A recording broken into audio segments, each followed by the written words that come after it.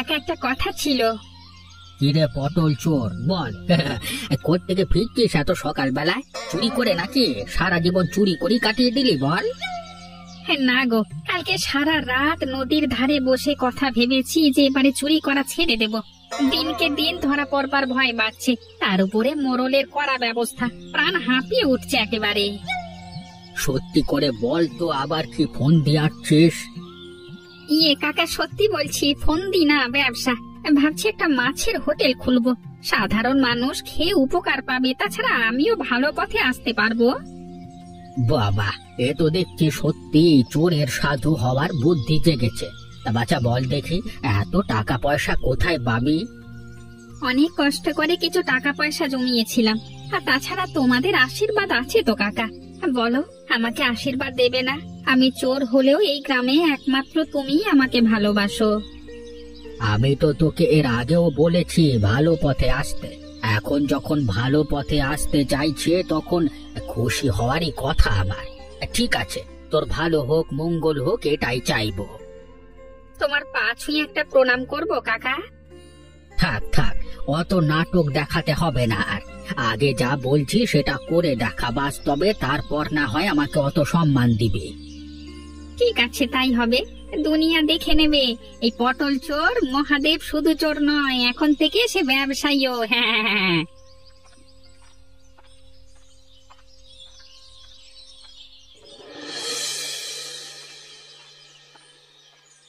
বাবু, বড় বিপদে পড়ে আপনার কাছে এসেছি। বল গোপাল, কি বলবি? বাবু, গ্রামে বাঁচা আর সম্ভব হচ্ছে না। কেন বলতো, কি হয়েছে? সংসারে বড় অভাব, চোখের সামনে বউ বাচ্চা না খেতে পেয়ে মরবার অবস্থা হয়েছে। দিনের পর দিন অভাবের জ্বালায় প্রাণ হাঁপিয়ে উঠছে, চোখের সামনে দেখতে পাচ্ছি না ওদের কষ্ট। আমি কি সাহায্য করতে পারি বল? জেলে পরিবারে জন্ম আমার, জন্ম থেকে বাপ ঠাকুরদাকে মাছ ধরে খেতে দেখেছি। আমি মাছ ধরা ছাড়া আর কোনো কাজ শিখিনি, আর আজকে আপনি নিয়ম করে নদীতে মাছ ধরা বন্ধ করে দিয়েছেন। আমি কাজ হারিয়ে আর কতদিন থাকবো? সরকারের নতুন নিয়ম তোরা জানিস না? আমাকে কেন দোষ দিচ্ছিস? ছোট ছোট ইলিশ মাছ থেকে শুরু করে চারা মাছ ধরে নিচ্ছিস, সেজন্য নদীতে মাছ কমে যাচ্ছে। তাই মাছ ধরা নদীতে এখন বন্ধ, অন্য কিছু খুঁজে নে। আমি মারা যাব বাবু, আমার উপরে দয়া করুন। আমার দয়া করবার কিছু নেই। যদি আমার হাতে কিছু থাকতো তাহলে আমি দেখতাম।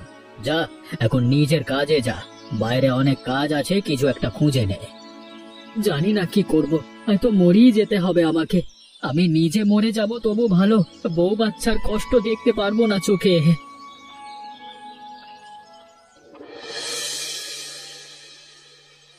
জীবনে প্রথমবার দেখলাম চোর সাধু হয়েছে, আর শুধু তাই নয়, গ্রামের উপকার করছে। সস্তা মাছের হোটেল বানিয়ে আমাদের মতো গরিব খেটে খাওয়া মানুষদের উপকার করেছে। রান্না বান্নাও খুব ভালো হয়েছে ভাই তোমার।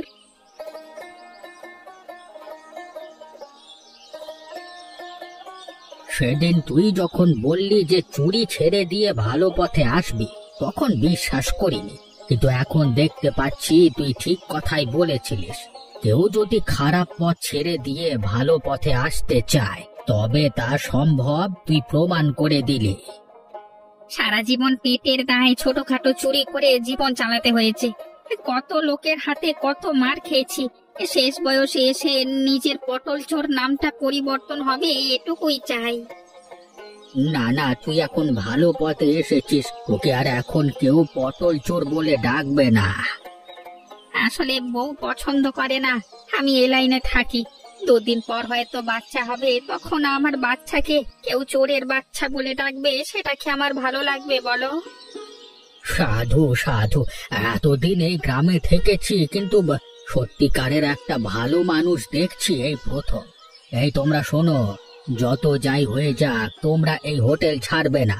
প্রথমত তোমরা এর থেকে সস্তায় আর কোথাও খেতে পাবে না, আর তাছাড়া একজন ভালো পথে যখন আসছে তখন তাকে স্বাগত জানানো উচিত।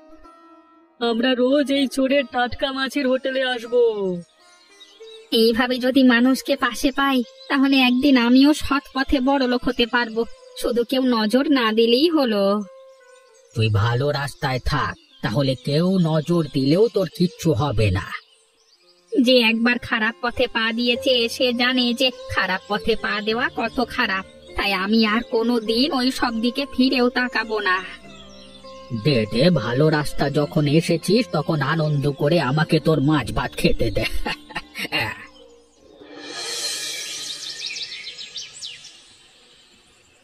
কি হলো বউ, বাবু কাঁদছে কেন? বিকেলের পর থেকে কিচ্ছু খায়নি। ও কি আর আমাদের মতো বড়? পেটে কিছু না পড়লে তো কাঁদবে। আমার আর কিছু ভালো লাগছে না, বুঝলে তো। আমার খুব খিদে পেয়েছে। ও মা, ও বাবা, আমাকে খেতে দাও না। আজ রাতটা যে করেই হোক কাটিয়ে নে। কাল সকালে তোর জন্য আমি কিছু না কিছু ব্যবস্থা করবই বাবু, কথা দিচ্ছি। কত শখ করে ছেলের নাম রেখেছিলাম বাবু। ভেবেছিলাম ছেলে হওয়ার পর থেকে সুখ আসবে জীবনে, আরো বেশি কষ্ট দুঃখ এসে জুটলো। কি করবে বলো? মোড়লের কাছে গিয়েছিলে, কি বললো সে? কি আর বলবে, বলল সরকারের তরফ থেকে বারণ আছে নদীতে মাছ ধরা। সরকারের আর কাজ কি? রোজ রোজ নতুন নতুন নিয়ম বানাচ্ছে, ব্যাস। তুমি একটা কাজ করো, তুমি বাবুর দায়িত্ব নিও। কি সব উল্টোপাল্টা কথা বলছো তুমি? আমি জানি না কি করব, ভালো লাগছে না বেঁচে থাকতে। এই জীবনে কুল কিনারা পাচ্ছি না কিছু। একদম বাজে কথা বলবে না, দেখবে সব ঠিক হয়ে যাবে। আমরা তো আছি, দুজনে মিলে সবকিছু ঠিক মানিয়ে নেব। ভেবে দেখি কি করব। রে মহাদেব, তোর তো চোরের হোটেলে একেবারে চারিদিকে সারা ফেলে দিয়েছে। আপনার কৃপায় বাবু। আমার আর কৃপায় কি কথা, তুই চেষ্টা করেছিস ভালো হতে, তাই ভালো হতে পেরেছিস। কিন্তু যতদিন এরকম ভালো থাকবে ততদিনই মঙ্গল। একবার যখন ভালো রাস্তায় এসেছি তখন আর খারাপ পথে পা বাড়াবো না বাবু। ভালো কথা। আরে এখন তো দেখছি শুধু আমাদের গ্রামে নয়, পাশের গ্রাম থেকেও লোকজন আসছে তোর সস্তা হোটেলের লোভে। আজকে আপনি দয়া করে পায়ের ধুলো দিয়েছেন, তাতে আমার হোটেল আরো ভালো চলবে। সবাই বলছে তোর নাম, তোর মতো সস্তা নাকি আর কোথাও মাছ ভাত পাওয়া যায় না, তাই দেখতে এলাম নিজের চোখে। কেমন লাগলো বাবু? অবাক হয়েছি। আমাদের পটল চোর যে চাইলে এত বড় একটা কাণ্ড করে ফেলতে পারে সেটা চোখে না দেখলে বিশ্বাসই হতো না। শেষবার ধরা পড়ে কি মারটাই না খেয়েছিলিস চুরি করতে গিয়ে, তোর মনে আছে? আমি বিচার করেছিলাম তোর। মনে আছে তো অবশ্যই। আপনি যদি আমাকে সেদিন ক্ষমা না করতেন তাহলে কি আর আজকে ভালো হতে পারতাম? হয়তো জেলে বসে পচে মরতাম। মানুষকে সুযোগ দিয়ে আমি যে ভুল করি না, তুই সেটা প্রমাণ করে দিয়েছিস। আপনার মতো ভালো মানুষেরা আছে বলেই তো সমাজে আজকে আমাদের মতো সাধারণ মানুষেরা বাঁচবার সুযোগ পায়। আশীর্বাদ করবেন বাবু, আমি যেন ভালো করে চলতে পারি। তোর ভালো দিকে লক্ষ্য হয়েছে যেখানে, তাহলে ভালো করে চলতে পারবি। হ্যাঁ, আমি যদি ভালো না হতাম তাহলে আমার বউ আর আমার সাথে থাকবে না বলছিল। ঠিক আছে ঠিক আছে, ভালো করে হোটেল চালা। তোমরা শুনে নাও, মহাদেব যদি সৎ পথে থাকে তাহলে এই সুধীর জমিদার সব সময় তার পাশে আছে। তোমরা নির্দ্বিধায় এখান থেকে খাবার খেতে পারো। চলি ভাই, ভালো করে দোকানদারি করো।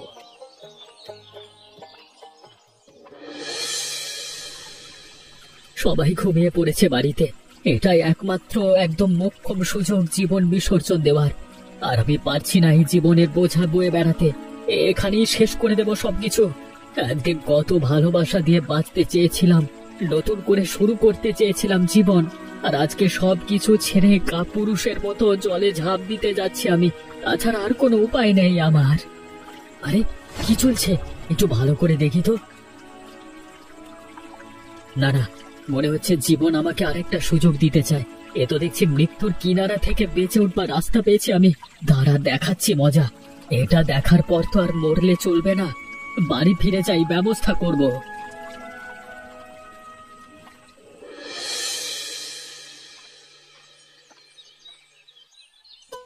সারা রাত কাজকর্ম করে এইসবে ফিরলে। এমন করে কথা বলছে যেন আমি কোনো অপরাধ করতে গেছিলাম। তুমি কি করতে গেছিলে আমি জানি না। দেখো, আমি যা করি সব তোমাদের ভালোর জন্যই করি। সংসারের ভালো কথা ভেবেই আমায় এসব কিছু করতে হয়। আমি তো জানি তোমাকে, তুমি কোনোদিন শোধরাবার লোক নও। কেন এখন লোকের ঘরে চুরি ছেড়ে এই যে মাছের হোটেলটা করেছি তাতে তোমার পোষাচ্ছে না? আর কি করব শুনি? কিন্তু সেটাও যে কোন পথে করেছো সেটা তো আর আমাকে বলে দিতে হবে না। দেখো, লোককে তাজা মাছ খাওয়াই আমি কম দামে, সেজন্যই আমার কাছে লোকে আসে। আর সে মাছগুলো কিভাবে আসে? রাতের বেলা তুমি কোথা থেকে মাছ নিয়ে আসো আমি জানি না। একবার ধরা পড়লে কিন্তু আমাদের জীবন শেষ হয়ে যাবে। আমি গ্রামের আর আমাদের পরিবারের ভালোর জন্যই করি। গ্রামে কোনোদিন কারোর এর আগে বুদ্ধি হয়েছিল এত সস্তায় একটা মাছ ভাতের হোটেল খুলবার? এখন ভালো কিছু করতে গেলে বাঁকা পথ তো ধরতেই হবে। ভালোর জন্য বাঁকা পথে কোনো অসুবিধে নেই। সুবিধে অসুবিধে তুমি কি বোঝো? কেন তুমি সাধারণ মানুষের মতো একটা সহজ সরল জীবন যাপন করতে পারতে না? তুমি বলেছিলে আমি লোকের ঘরে চুরি করি, সেটা তোমার পছন্দ নয়, তাই আমি লোকের ঘরে চুরি করা ছেড়েছি। আমি তোমাকে চুরি করা ছাড়তে বলেছিলাম, সেই চুরি করা এখনো তুমি পুরোপুরি ছাড়তে পারোনি। সুতরাং আমি যে তোমার উপরে এখনো খুব খুশি সেটা কিন্তু মনে করো না। তোমাকে খুশি করতে করতে এবারে আমাকে মরে যেতে হবে। তার থেকে ভালো বেশি বকো না, আমাকে এখন হোটেল খোলবার জন্য যেতে হবে। সারা রাত অনেক কষ্ট করে তাজা মাছগুলো দিয়ে এসেছি হোটেলের জন্য। সরে যাও, আমাকে ভেতরে যেতে দাও।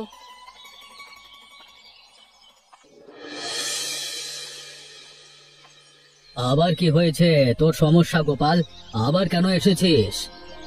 বাবু, আপনি যা বিচার করেন এতদিন জানতাম সবার জন্য সমান বিচার করেন, কিন্তু এখন দেখছি যে আপনি পক্ষপাত দুষ্ট। হ্যাঁ, তোর এত বড় সাহস, তুই আমাকে পক্ষপাত দুষ্ট বলিস?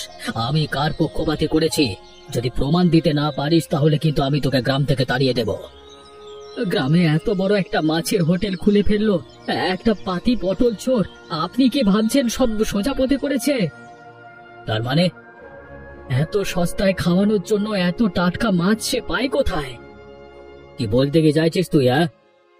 কালকে রাতে আমি লুকিয়ে দেখেছি নদীর ঘাটে ওই শয়তান মহাদেব আপনার এবং সরকারের বারণ থাকা সত্ত্বেও নদীতে জাল দিয়ে মাছ ধরছিল।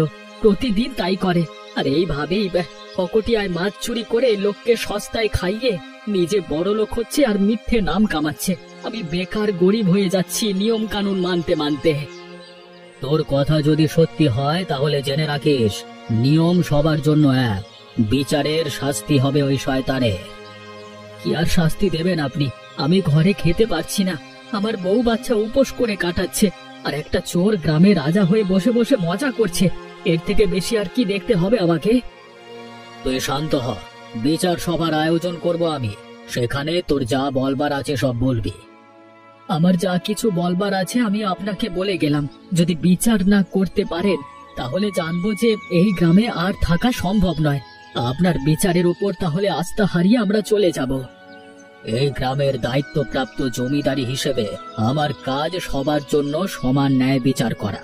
ভরসা হারাস না, আমি আছি তো। আমি আজকেই সবাইকে দিয়ে খবর পাঠিয়ে দিচ্ছি, কালকে গ্রামে বিচার বসবে। সেখানে যা সিদ্ধান্ত নেওয়া হবে সবাইকে মেনে নিতে হবে। তুইও থাকবি সেখানে। চুরি করে থাকলে তার শাস্তি ও পাবে।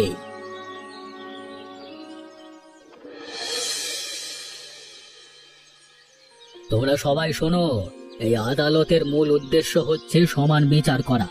আইন সবার জন্য সমান, সেই ন্যায় বিচার করতেই আজকে আদালত ডাকা হয়েছে। কিন্তু বাবু, তার জন্য আমার হোটেল বন্ধ করে দেওয়ার কি মানে? চুপ কর চোর, তোর জন্যই ডাকা হয়েছে এই বিচার সভা। তার মানে? তোমরা সবাই শোনো, এই শয়তান পটল চোর মহাদেব এখনো চুরি করা ছাড়েনি। আগে লোকের ঘরে চুরি করতো, আর এখন এই হোটেল করার নাম করে নদীতে মাছ চুরি করছে। রোজ রাতের বেলায় নদীতে মাছ চুরি করে বিক্রি করে তোমাদের কাছে, আর সেই চুরির মাছ তোমরা সস্তা ভেবে খাও। বাবু কি বলছেন কি বাবু? একদম কথা বলবি না তুই। গোপাল সব দেখেছে, ও সাক্ষী। এই গ্রামে আমার মতো ভালো মানুষ যে কিনা মাছ ধরতে জানে, আর আমাকে মাছ ধরতে দেওয়া হচ্ছে না। অভাবে আমার সংসার ভেসে যাচ্ছে, আর একটা চোর কিনা রোজ রাতের বেলায় সরকারকে জমিদারকে বুড়ো আঙুল দেখিয়ে মাছ চুরি করছে নদী থেকে। এর বিচার চাই। বাবু, অনেক কষ্ট করে ভালো পথে এসেছি, আমার কাছ থেকে বেঁচে থাকবার এই শেষ উপায়টা কেড়ে নেবেন না। আমার কিছু বলবার আছে। কি বলবে তুমি? চুরি করুক আর যাই করুক, আগে মানুষের ক্ষতি করবার জন্য করত, এখন মানুষের ভালো করবার জন্য করছে। ওর আগে কেউ এই গ্রামে এত সস্তায় খাওয়াতে পেরেছে, কিন্তু ও পারছে। তাই গরিব মানুষের স্বার্থে ওর হোটেল বন্ধ না করবার আর্জি জানাচ্ছি আমি। যদি ওর হোটেল বন্ধ না হয় তাহলে আমাকেও মাছ ধরতে দিতে হবে। আইন অমান্য করে কোনো কাজ করা যাবে না। আজকে থেকে হোটেল বন্ধের আদেশ কার্যকর করা হলো। বাকি তোর শাস্তি পরে হবে মহাদেব। তোকে আমি এবার দেখে নেব মহাদেব।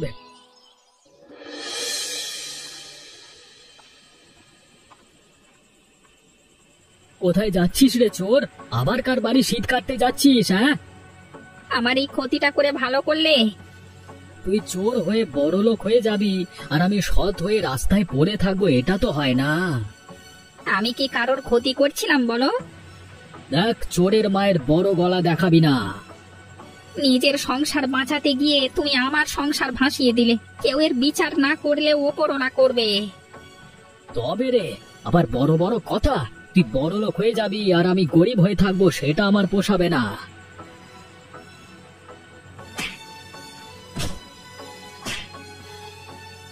এমনিতে তো অনেক শাস্তি দিয়েছো আমাকে, আর মেরো না। ছেড়ে দাও, ছেড়ে দাও, তোমার পায়ে পড়ছি। বাড়িতে তো বউ আছে আমার, ফিরে যেতে দাও।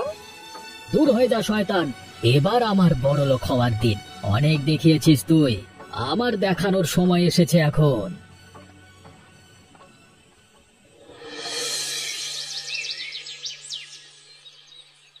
না না, গোপাল, যেটা হচ্ছে সেটা ভালো হচ্ছে না। কিছুতেই এরকম গ্রামের মধ্যে রক্তক্ষয় মেনে নেওয়া যায় না। এই গ্রামের মানুষেরা বোকা বাবু, তাই ওই চোরের কথায় নেচে আপনার বাহিনীর উপরে আক্রমণ করছে। কিন্তু আমি তো এটা বুঝতে পারছি না যে হঠাৎ করে ওই পটল চোরের দিকে সবাই এত বেশি ঝুঁকে পড়লো কি করে। কারণ ওই পটল চোরের পেছনে আছে জনার্দন। ও সবাইকে উস্কে বলেছে যে প্রতিবাদ না করলে গরিব মানুষের জন্য খোলা চোরের সস্তা মাছের হোটেল বন্ধ হয়ে যাবে, আর লোক সেটা ভেবেই ঝামেলা করছে। কিন্তু যেটা নিয়ম সেটা তো মেনে নিতেই হবে সবাইকে। সেটা আপনার দায়িত্ব, কিভাবে আপনি মানাবেন। এইভাবে মারামারি করবার চেয়ে একটা আলোচনার মধ্যে আসতে হবে। আপাতত থামিয়ে কালকে জনার্দনের সাথে আমি একবার আলোচনা করব, তারপর যা সিদ্ধান্ত নেবার নেব। যাই সিদ্ধান্ত নেবেন, যেন চোর মাথা তুলে দাঁড়াতে না পারে সেটা দেখবেন। তুই চিন্তা করিস না, আমরা থাকতে কোনো অবিচার হবে না। বলো জনার্দন, তুমি কি বলতে চাও? আপনি আইন বোঝাচ্ছেন সেটা ঠিক আছে, কিন্তু গরিব মানুষের দিকটা তো দেখতে হবে। আমি এতদিন জমিদার আছি, কোনোদিন কোনো সমস্যা হয়নি, আর আজকে হঠাৎ তোমার মনে হচ্ছে আমি গরিবদের দিকটা দেখছি না। যদি দেখতেন তাহলে একটা মানুষ ভালো হবার চেষ্টা করছে, গরিবের জন্য বাঁচার চেষ্টা করছে, তারও সংসার আছে, সেটা আপনি বিবেচনা করতেন। যদি ভালো হবার মহাদেবের এতই ইচ্ছে হয় তাহলে অন্য কোনো উপায় ভালো হোক। চুরি করা মাছের হোটেল বেআইনি, ওটাকে বন্ধ রাখতে হবে।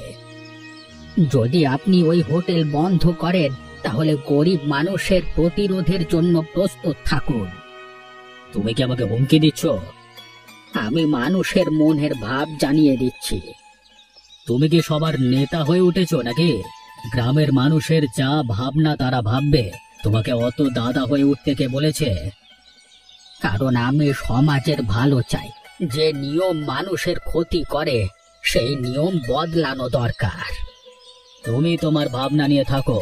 আমি শেষবার বলে দিচ্ছি, কোনো রকম মারামারি চলবে না, আর ওই হোটেল খোলাও চলবে না। এখন তুমি আসতে পারো।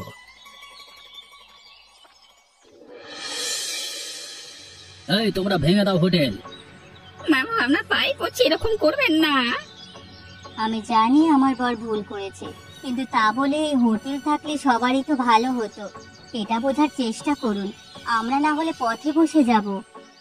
চোরের প্রতি আবার দয়া? কই রে, তোরা ভাঙলি হোটেল? আপনি শেষ পর্যন্ত তাহলে শুধু মানুষের কথাই ভাবলেন না, বাকি সব কিছু ভাবলেন। ঠিক আছে, আমরা মানুষের হয়ে লড়াই করব, মানুষের পাশে থাকব। তোমাদের যে পথ নেওয়ার হয় নাও, আমি জমিদারের পাশে থাকব। গোপাল এখন থেকে আমার প্রধান সহকারী হবে। ওর অভাব দূর করবার দায়িত্ব আমার। এতদিন চোরের উত্থান হয়েছে, এবারে সাধুর উত্থান হবে। অভাবের সাথে লড়তে লড়তে গোপাল আত্মহত্যা করতে গিয়েছিল জলে ডুবে। গ্রামে ওর জন্য আমি আর ওর পরিবারের জন্য বড় ঘর বানিয়ে দেব। কিন্তু গরিব মানুষের ক্ষুধা মেটাবে কি করে? মানুষের প্রশ্নের জবাব তোমাকেই দিতে হবে। সেই প্রশ্নের জবাব সময় দেবে। তোমরা সবাই শোনো, আমার বর চোর হতে পারে, আমি নিজে কিন্তু চুরির সপক্ষে নই, কিন্তু আজ যেটা হলো সে বিচার একদম ভালো হলো না। আমরা সবাই আবার প্রতিরোধ গড়ে তুলব। আমাদের এই হোটেল গরিব মানুষের হোটেল ফিরিয়ে আনতেই হবে।